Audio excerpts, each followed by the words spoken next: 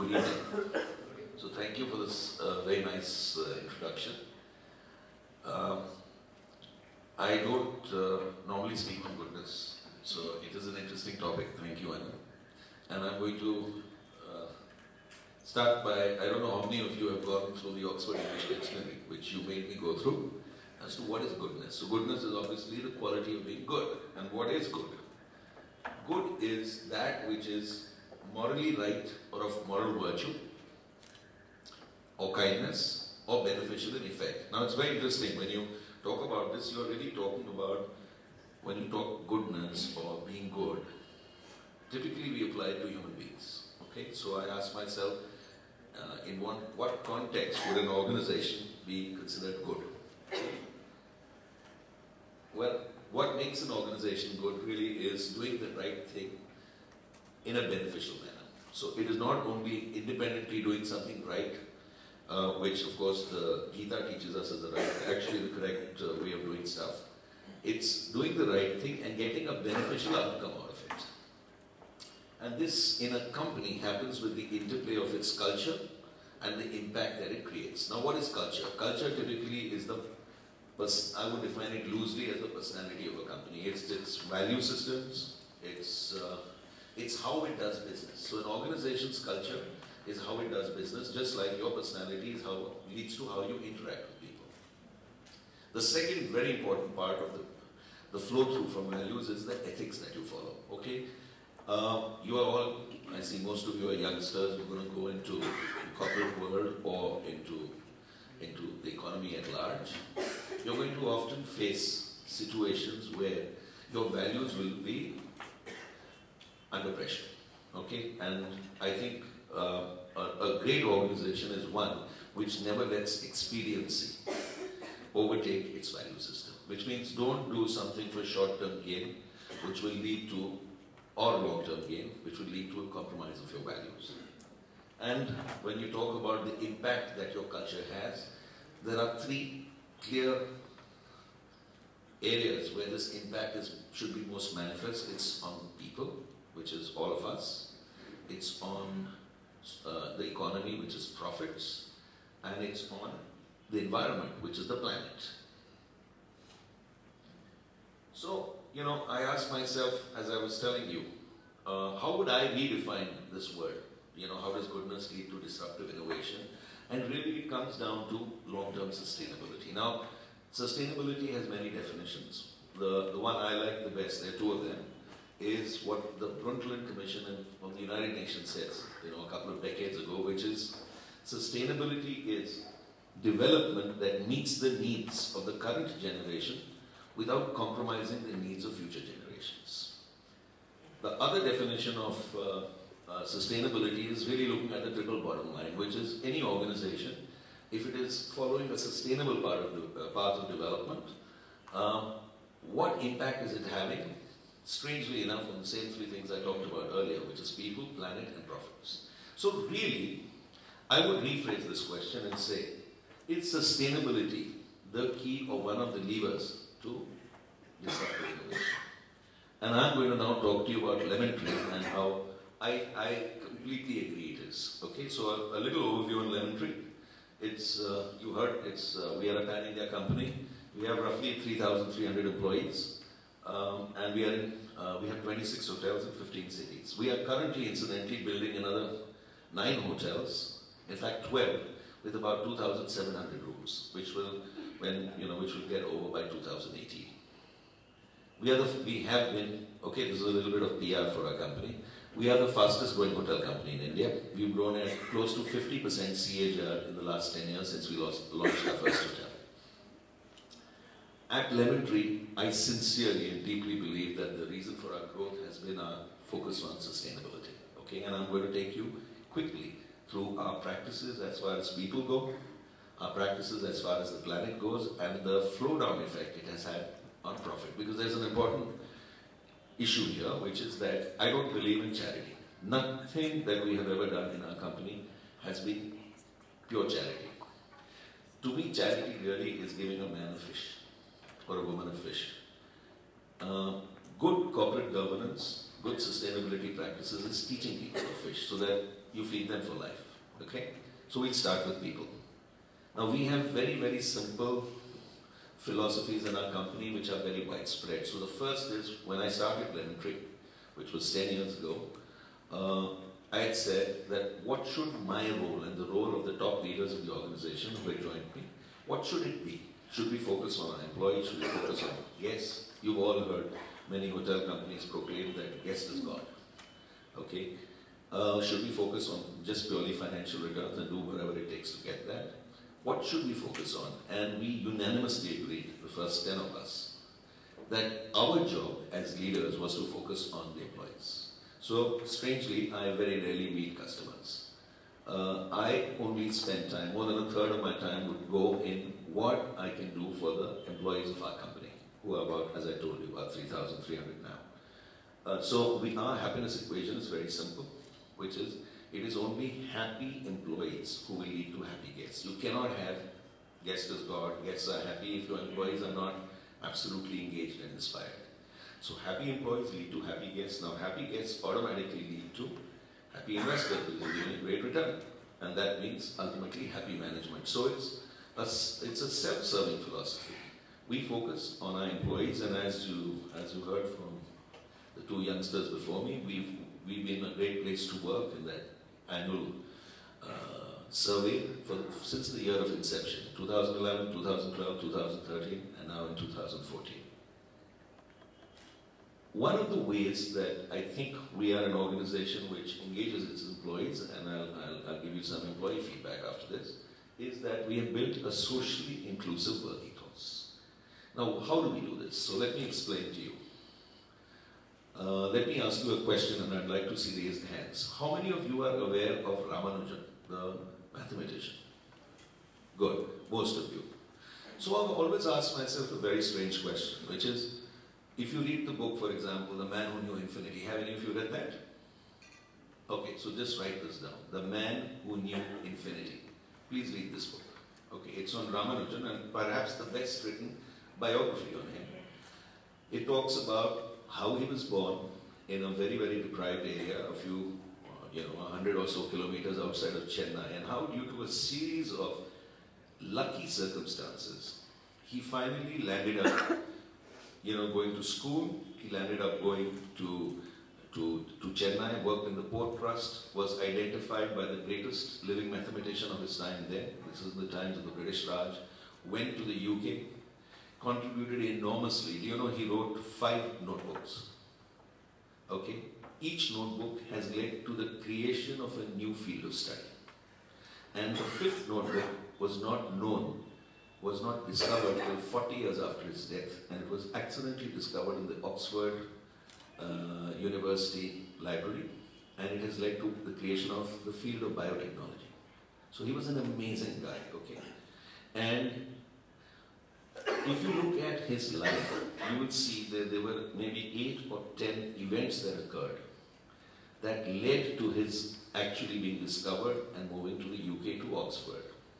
He died at a very early age, at I think about 32, of consumption of tuberculosis because he couldn't handle the cold climate of England. But what I'm trying to say is, if any of those events, 7 or 8 events, had not occurred in the right order, Ramanujan would have been a farmer 100 kilometers outside of Chennai, and the world would have suffered immensely with the loss of what he brought on the table. So, it's all circumstances. Warren Buffett was asked once that, Mr. Buffett, you seem to be an absolutely brilliant guy. What is it that, what was it? Was it this or that? Various questions were asked that has made you such a great investor. And he said, I was simply a beneficiary of the ovarian lottery. He said, I was born to the right mother, right parents, in the right place at the right time.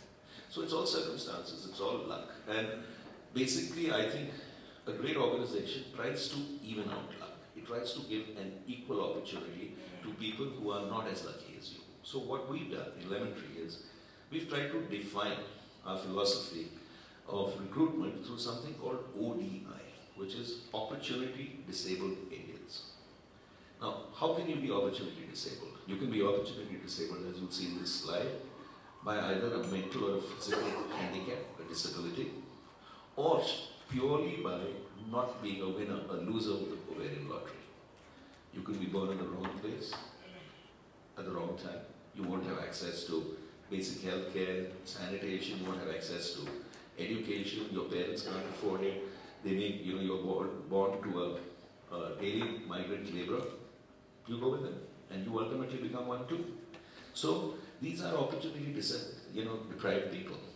And Ramanujan was an opportunity deprived person who somehow, through luck, was able to overcome it. So I think a great organization, a sustainable organization, will look at ways to overcome and offer opportunity to those who are disabled by it. Okay? So let me give you some examples of how we do it, because I have not covered it in depth in this presentation. To begin with, physical. So we are, I guess, about 9% of our employees are speech and hearing impaired. Okay? There were various ways in which we integrated this approach, which I will cover. But the different areas, since once we assimilated, absorbed, and integrated these employees who had speech and hearing disabilities, we looked then at visually impaired. We found that it doesn't work in our hotel company because there is a degree of visual interaction which is unavoidable. Then we looked at orthopedic impairment.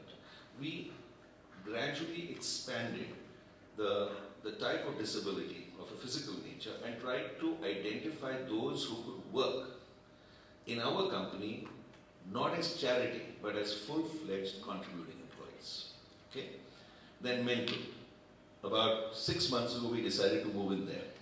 So we hired a bunch of kids with Down syndrome. Now Down syndrome, I don't know how many of you are aware of, is trisomy 21. It's called that. It's actually the duplication or the triplication of a third chromosome of a certain type, which leads to very specific forms of mental disability. Effectively, you live 20 years less, you live till about 50, and you have an IQ of a 9-year-old, which means you have the mental ability of a 9-year-old, about 50 IQ. Okay? Now these people can work, but under very specific, repetitive kind of job roles, where there is a certain amount of social interaction. So we identified this, and I'm very happy to tell you that from 1 we now have 7, and we made 3 of them full-time employees, okay, after taking them on training. So we are looking constantly at people who have been deprived of opportunity due to these disabilities and assimilating them into our company, and I'll briefly cover what our targets are. As far as other opportunity disabled Indians go, we defined a category called ECOSOC. So as you can see, it's poverty, low literacy, or socially backward, which could be due to a geographical location. Okay? So we have 2 categories. They are called EWDs, employees with disabilities, and ECOSOCs, which are employees who are economically or socially disabled. Okay. Now, EWD program has been very well received, and I'll explain to you, what an impact it's had and how it can lead to disruptive innovation. This is not working, Ashwin. Okay. Now how do we ensure that EWDs, for example, and I'm just taking this as a case study, are completely integrated without any feeling of loss of dignity or charity? Okay, so what we did was, first, we insisted across the company, all 1,000 supervisors in the company must know Indian Sign Language. If you don't know it, you don't get promoted, full stop. So it became mandatory, okay? Then we looked at job roles, and we said, which roles are there where their disability is not a disability? In fact, imagine a speech and hearing employee can actually be even more enabled than a normal person if he's working in a noisy workroom. As an example, so we identified departments in our company where it was not a disability or a very marginal disability. Now let me tell you what I mean by disability. Every one of you, including me, we are disabled in some form or the other.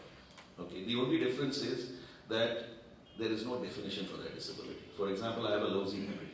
Okay? Is there a definition for that? No. So disabilities are only where we have made a conscious effort to make definitions. But everybody is disabled, and just like an organization always looks to the strengths of its employees, similarly, if you look to the strengths of the employees with a speech and hearing disability, you can always find job roles where they're as good as anybody else. Third is robust training. So training means we had to create audio visuals. Each role that we identified was broken down into tasks, into competencies. We created audio visuals which had a picture-in-picture with sign language. And last was we sensitized the staff, because in the beginning when we started this about 7 or 8 years ago, we found a lot of them left because they were treated very shabbily by the other employees. So we actually then had to do town halls and buy-in. And I've actually made it today mandatory in our company that across India, if any employee with a disability leaves, the general manager himself has to write an explanatory note. So it is actually ensured that the whole organization is aligned. So here is the result. So the Gita teaches you that do the right actions and the positive outcome is not important. But actually, we have had many positive outcomes. For example, TripAdvisor, which as you know is like the Google of the hotel business. 8% of our customers specifically write about this on TripAdvisor. So it's great word of mouth for us. Over 10% of our customers return to us specifically because we hire employees with disabilities, in preference to our competition. We've got lots of media coverage, as you heard. We've got lots of awards. We just last month got the Exemplary Hospitality Practice Award by Cornell University. Only one hotel or hotel company in the world gets it every year, so we're very happy with the first Indian company who got it. We've also ensured that our hotels are highly accessible, because you have to put money where your mouth is, basically. We won the Universal Design Award, the National Center of Employment for Disabled People, their award for this in 2011. And the most amazing outcome has been the very same employees who initially were not treating them well, are today solidly and completely behind it. To the extent that, in our employee feedback surveys, in our exit interviews, in our employee referrals, which our employees do to get other employees on board, or even in the Great Place to Work survey, one of the most common refrains is, I'm proud to work in this company because I feel that I'm making a contribution towards a socially inclusive and nation-building environment. So today we have, actually these statistics are not right, this is a little old. We have now 297 employees with disabilities. And by March 2015, which is 4 months away, we are going to hit 350. That's why 261, which is 3 months old, has now become 300. We will hit 350 employees with disabilities and 100 eco-SOCs. We have about 60 eco-SOCs now, which are the socially and economically deprived. Now we decided to take a giant step. So we are currently building the world's first hotel, which is in Gurgaon. Strangely, it is in Sector 60, not very far from you folks, which is going to be 100% run by employees with disabilities. Okay, and it has been completely designed differently, so it's not like a normal hotel. Okay. And by 2018, this is our forward vision. 25% of our employees will be with disability. By then, we'll have about 8,000 employees. So 25% will be with disabilities and 15% will be eco-SOC. So that's about 3,200 people from roughly 450 by March. So it's a very large leap. It's an 8x growth in the next 5 years, or 4 years. Now, what is the unforeseen benefits that this has had? So let me confess something to you. When we started all these initiatives, we had no clue as to why we did it. We did it because we wanted to do it. We felt we needed to contribute. Our company was very profitable. We said, why not do something for society at large? So there was no grand strategy, no vision. It happened very gradually, and the amazing thing is that there have been several direct and indirect benefits to our company. The obvious ones are, one of the biggest challenges facing the hotel industry today, because it's a low engagement, tiring job, because you have to stand on your feet for many hours, is that it has very, very high attrition. People join the hotel industry and 50% leave in the first 6 months because they can't handle the rigor of the job, okay? No matter how good your culture is. But we found that when we take employees with disabilities, and remember they're 10% of our company now, the attrition is 1/5 or 1/10 of what a normal employee gets at, okay? So low attrition, therefore much lower training cost, lower talent acquisition costs because it's going through word of mouth and through the 16, 17 NGOs that we work with. And last is, Customers are so proud that they're coming to a company which is doing such things, all indirect direct benefits, that not only do they return, they give us very strong word of mouth. Okay? And the indirect benefit is, of course, major employee engagement and brand recognition. Because your brand gets recognized then as a good organization, and there's nothing better you can hope for. Okay, what are some of the other things we do in our people practices? So, we are among the largest buyers, because we've been growing so explosively, of art in India. Okay, maybe we are the largest buyer of art in India, I don't even know. But what we discovered was that Bastar, which is a very, very poor tribal area of central India, has hundreds of thousands of tribals who live below that proverbial $1 per day. You know what we call Bharat, the absolute rural hinterland of India. But there is an amazing thing. Many of them are artisans, and if you buy one piece of work worth roughly 30,000, okay, you support an entire family of 4.6 people for 6 months. So we buy thousands of these every year. So I believe right now we support something like 2,000 people. Full time for the last 5 years we are buying art from Bastar, and we buy this through the government to ensure that they are not cheated in any form. We also, so you can see, I'm just giving you an example of Bastar art. I'm sure some of you may have seen this in some place or the other. The other is we source art from about 60 poor artists across India, specifically from Baroda, Ahmedabad, and Calcutta, and Delhi. And we kind of support them by buying their work in bulk till, I guess they get economically more independent. And we also support glass artists and artisans who do other stuff. So all together, we calculated about 3,000 people get indirect employment, because we don't directly employ them, across India from us. Okay? Now, I finished the people practices. I'm going to briefly touch upon the planet. Now, we discovered a very strange thing, that there is something called leadership in energy and environment design. Okay, it's called the LED standard. It's between the US and India Green Councils. From day one, we had decided, again, without any great strategy on it, that all our hotels would be environmentally friendly. Okay, and this is before we had a sustainability strategy in place. Over time now, the first 3 or 4 hotels were equivalent to silver LED, and now every one of our hotels is gold LED. What is the benefit? 7 years ago, it didn't make enough sense for hotels to be energy friendly. And I'll tell you why. Because the cost of the equipment to be energy friendly was so high, and the return on that investment, because of low cost of energy, was so low, that the ROI was like 10 years. So it was just not sensible, though we started doing it. But today, with the high wastage of power, the high cost of fossil fuels, the cost of energy has gone up disproportionately compared to the cost of putting energy efficient equipment. So the ROIs today are 2 years, 1 year, 3 years, 4 years. So now every hotel in India is doing it. But for us, fortunately, all our hotels were designed with that in mind, and we had deliberately said that we would accept a 10% ROI, which means really a 10-year payback, and put environmentally friendly practices. Okay? So what have we been doing so far? We have all, you name it, water, air, noise, energy. We are in the top 2 percentile in India, in every one of them, across any industry in India. That's the amazing statistic I want to give you. Okay?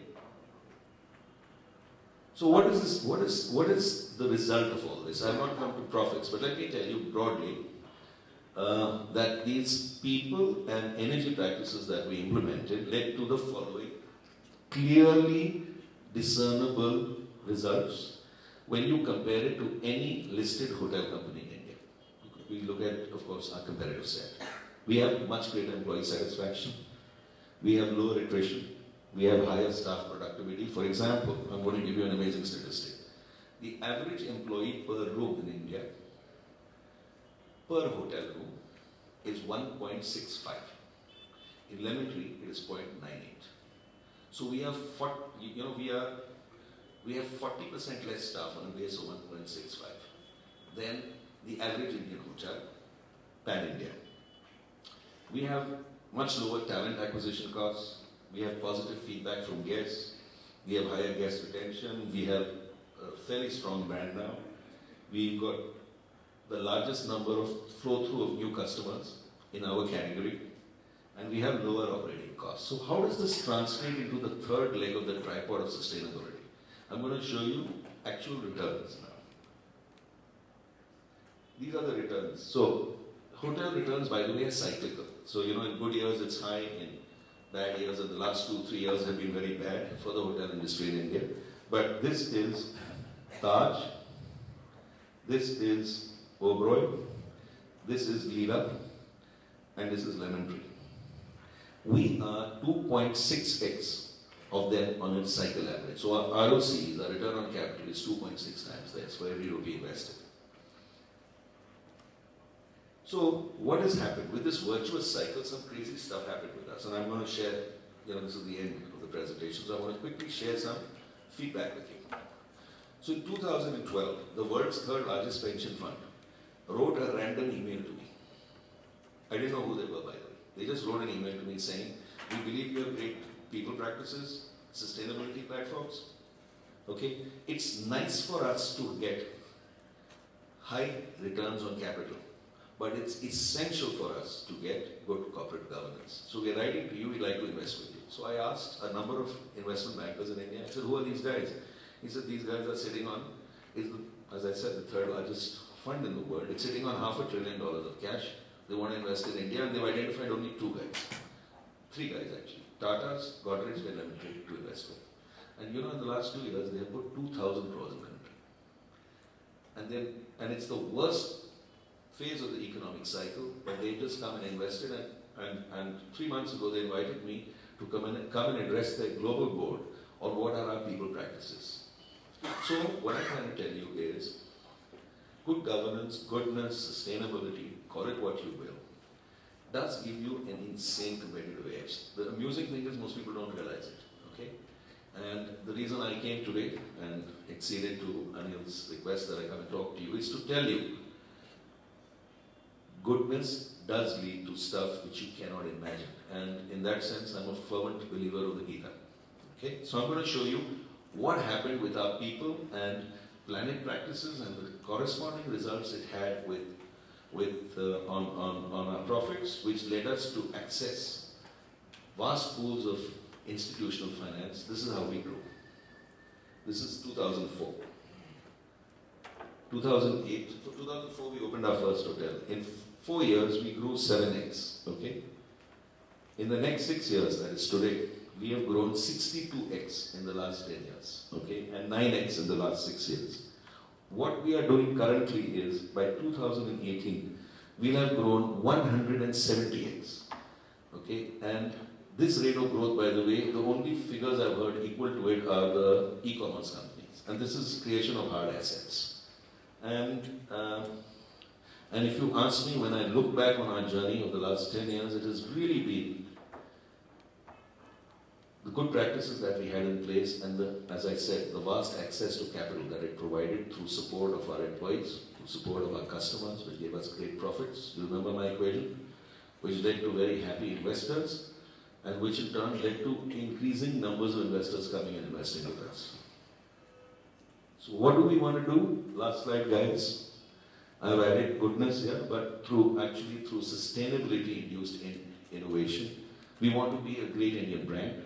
You know, our target is by 2020, we want to be one of the top 10 brands in India. We want to be recognized as a good corporate citizen, doing good for the country, nation building, an employer of choice, somebody you can trust.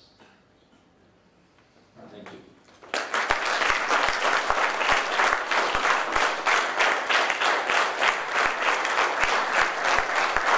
For good practices. This is my theory, and whoever I've interacted with, I think we are cynical today. The older generations, my parents' generations, perhaps my generation, has become cynical seeing the bullshit that has happened in our country in the last 60 years. Okay. What is the real problem in India? If you really reflect on it, India does not have a shortage of resources. India does not have a shortage of talent. India has been destroyed due to poor governance. So poor governance, which is our political leadership and also our bureaucratic leadership, which has been 1 in 10 in our country, has led to inefficiencies, which has led to misutilization and looting of resources and underperformance of talent. So everything, as an entrepreneur I can tell you, the whole system seems to work against you unless you become a crony capitalist. So the system forces you to look for rent-seeking opportunities and it forces you to find a jugaad, basically. So if you are a first generation entrepreneur, you do your startup, unless you're lucky and you're in a business the government doesn't know how to seek rent from or to take a bribe from, like e-commerce. Of course, I'm a little afraid with the way they are behaving with Uber, it's that side. You're going to face very big roadblocks, okay? And the best way to overcome the roadblocks is to get a reputation to not give in to rent seeking. So, let me give you a quick example. So, I built, my first hotel in 2004, it was ready. I had saved a certain amount of money, borrowed a bit of money, some friends of mine had invested some money, and I built this first very small hotel in Udyog Vihar in Gurgaon. And 1% of my project cost, which was 9 crores, had gone in putting a swimming pool. It was a very small plot, okay? I had a garden 1/4 the size of this room, and I had a swimming pool as big as this stage. That part of the stage. So it was a lap pool, but for some silly reason, I was very proud of it. I come from a very middle class background. My dad was in the government, my mother was in the army, a doctor. So I was very proud of this pool, so I could say, our hotel has a pool, okay? But you know how the government is. They find ways to extort. So one day, about 2 weeks after the hotel opened, and as you might or might not know, Gurgaon is full of corrupt bureaucrats, okay? Full. I don't know any honest bureaucrat actually in Gurgaon. So one day, one guy comes, and I remember he was wearing a gun. And he was an inspector of water. I've never heard of such a designation. And he came in, and he met our manager there, and he said, "Ye kya hai?" So he said, "This is a swimming pool." So he took out a book. And in this book, in 1888, the British had a rule in this part of India that any water body had to be approved by the inspector of water. So he said, "It's not approved by me." Nobody was aware of it, neither the other guys in government who approved our building and the swimming pool. So he said, "This is not okay, you have to have got my approval. Now that you have built it, I'll shut your hotel down unless you pay me 5,000 rupees a month.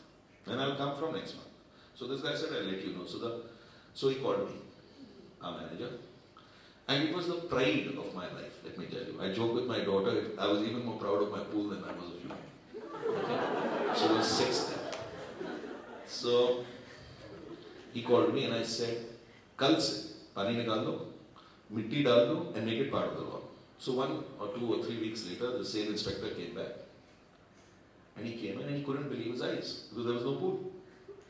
Okay, so he walks up to the manager and he said, "Ye pool ka kya hua?" So he said, "I am a mad boss. He's told me, bribe to nahi denge, hum pool band kar denge." He said, "Yaar, tu kaisa aadmi hai? 10 lakh rupees ka pool, I would have taken 1,000 rupees if you had negotiated with me." So he said, "No, we will not do it." And I'll tell you an amazing thing. After that, nobody came and extorted money from us. So you've got to take hard decisions. You remember in the beginning I said it's experience.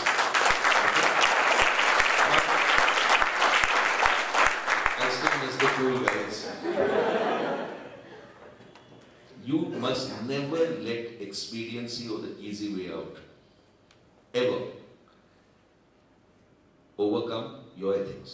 Because the day you do it, whether it's in your dealings with people, whether it's in your dealings with customers, if your customer is right and says that, the air conditioning was not working in my room, and I say, "No, I want to charge him the 5,000 bucks I've already built in." So, "Okay, I'm sorry, we are very sorry." But in our case, you must refund the money because you have not given him what he wants. So therefore, there are very basic principles of business that we would like to follow. And I find that it's worked very well for us. As you saw, we've got a superior return on capital than anyone else in India, and we don't do any of the stuff that most of these crony capitalists do.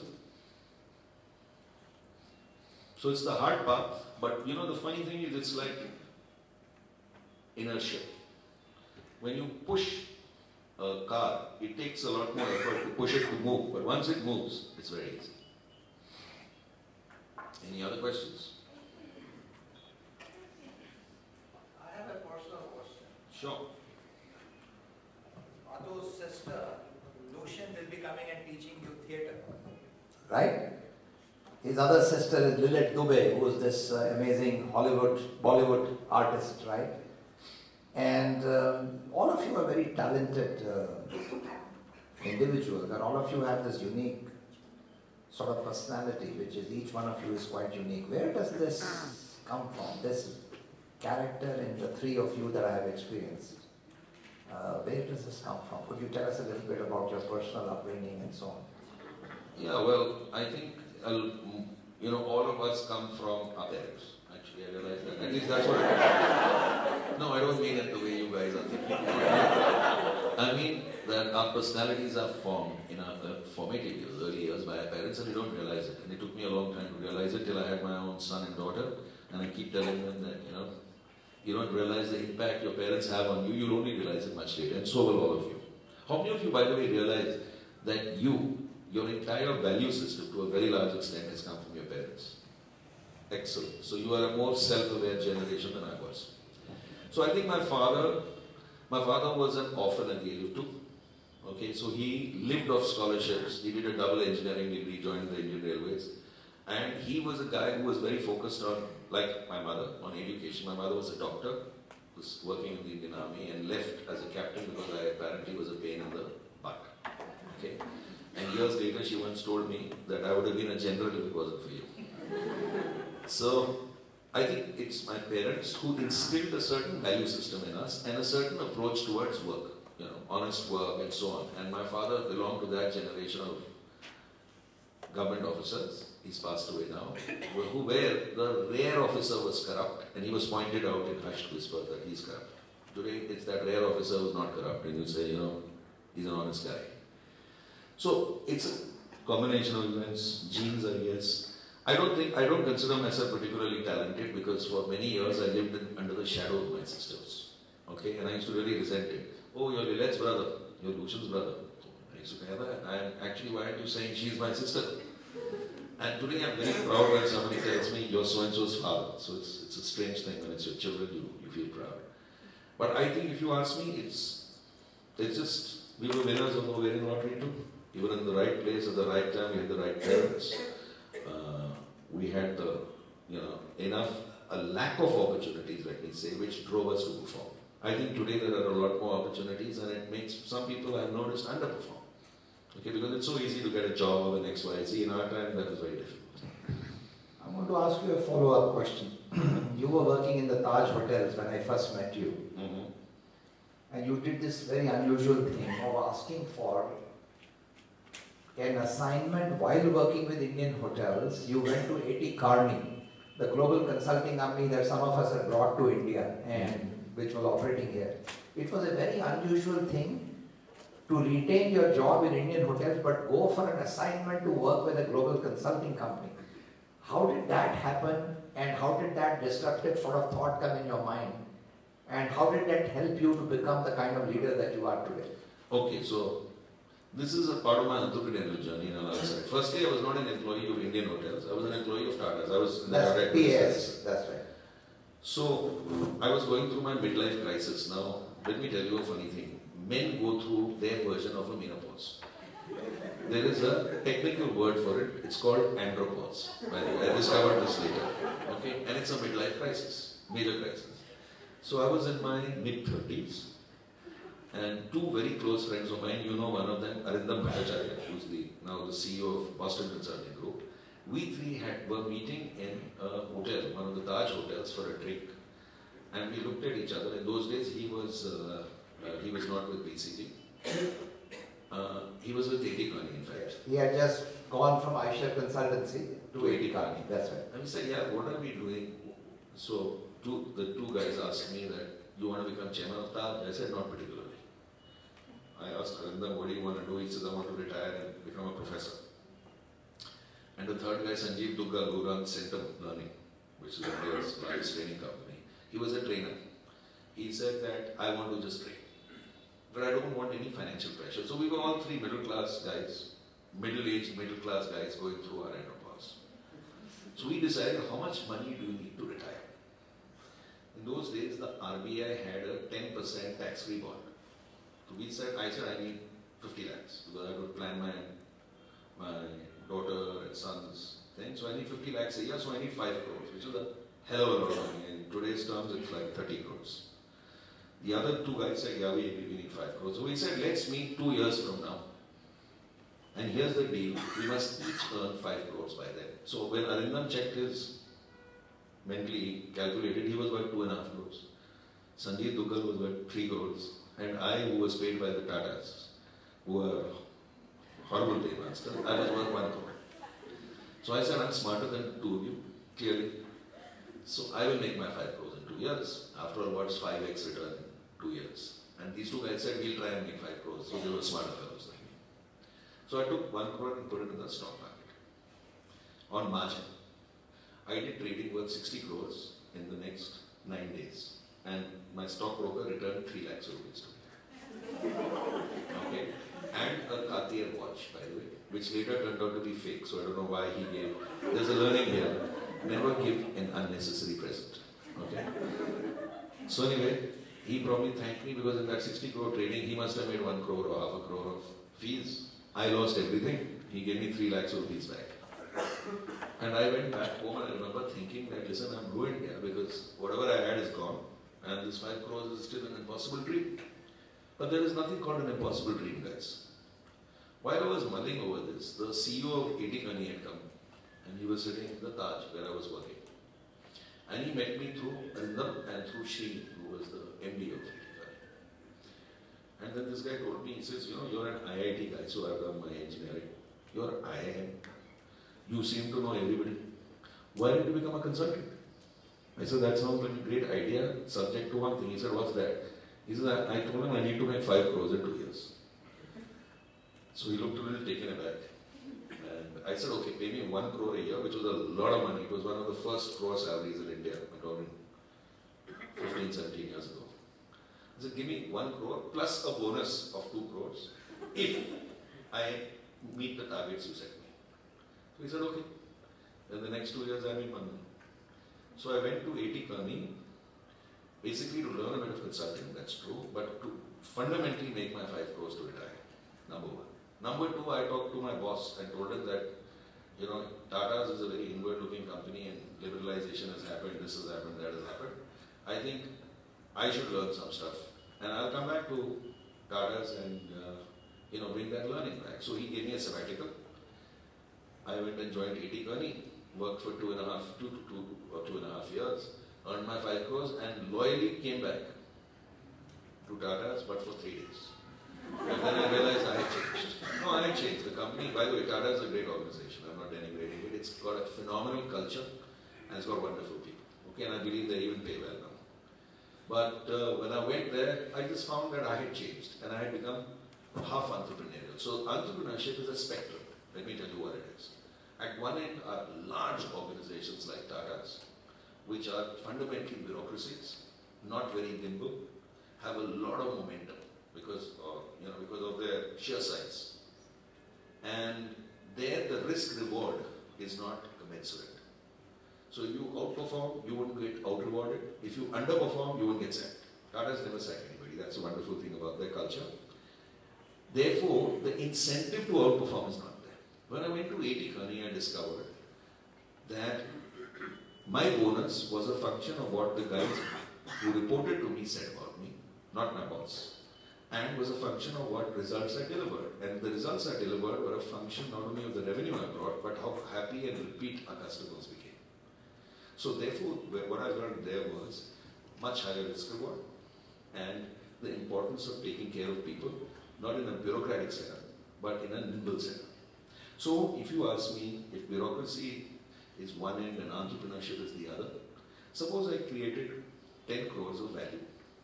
At the Tata level, my bonus would have been 10 lakhs.